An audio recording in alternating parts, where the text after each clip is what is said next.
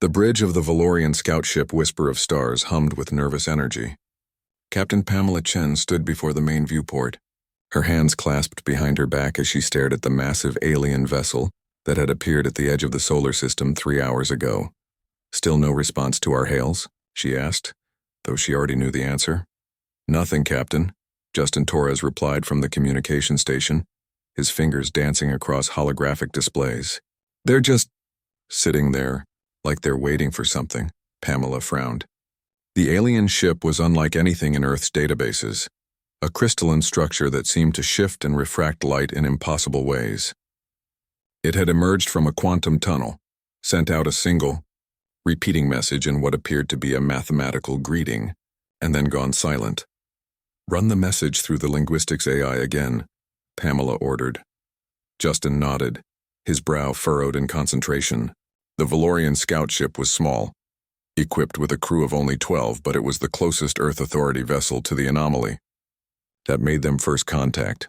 "Same translation as before," Justin said after a moment. "It's definitely a greeting.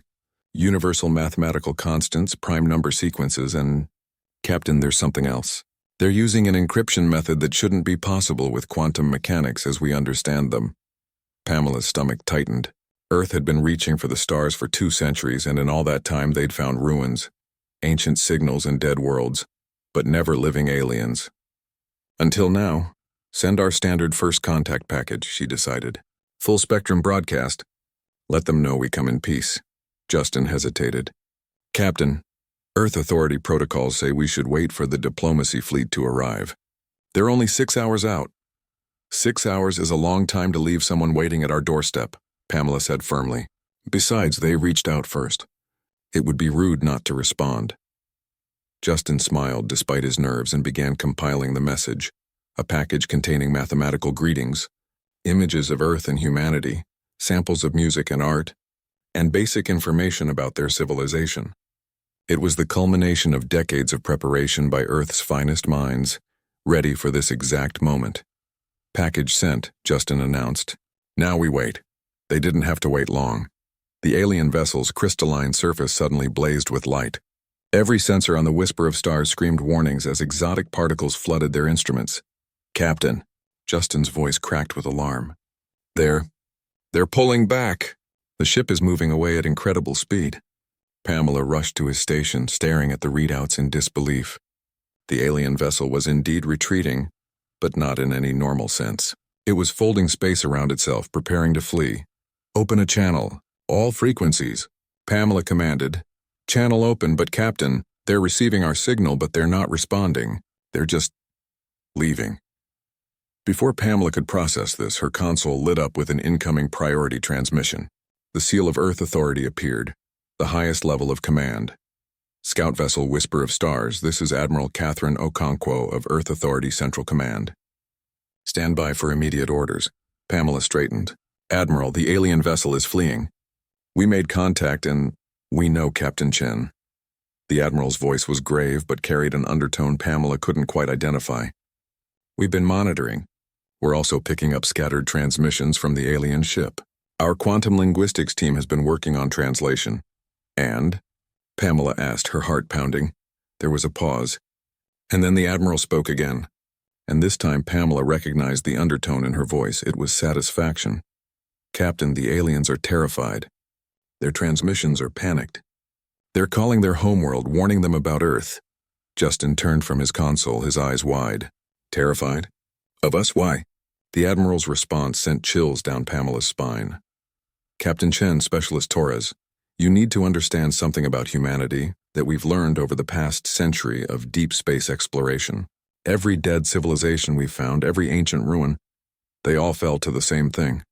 Cosmic disasters, stellar phenomena, reality-bending anomalies that exist in the deep dark between stars. Things that make quantum tunnels look like children's toys." Pamela exchanged glances with Justin. "What does that have to do with—" "We survived them," the Admiral interrupted. "All of them.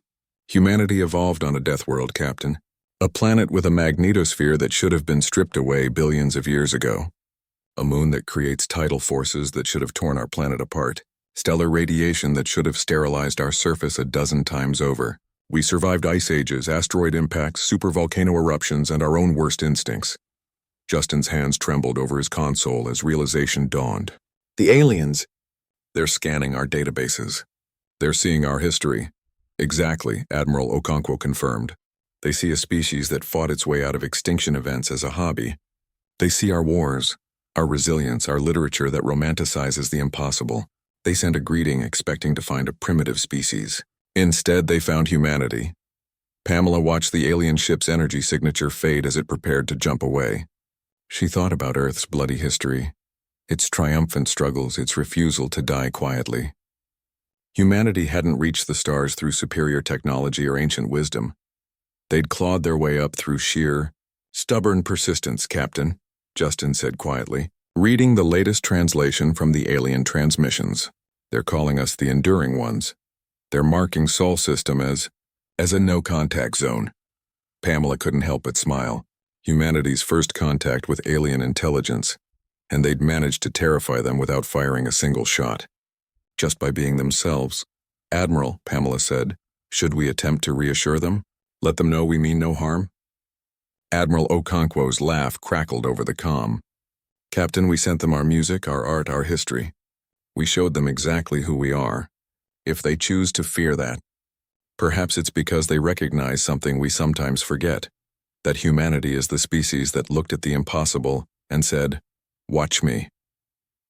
The alien ship vanished in a flash of exotic particles, leaving the whisper of stars alone in the void.